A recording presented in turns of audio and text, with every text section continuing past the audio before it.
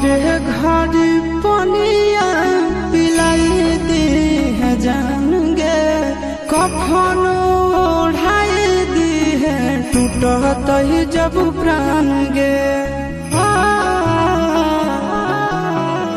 मरे घर पनिया पिलाई दी है जान गे, कफन ओढ़ाई दी है टूटत ही जब प्राण गे। हगे हमारा से तोरा जाते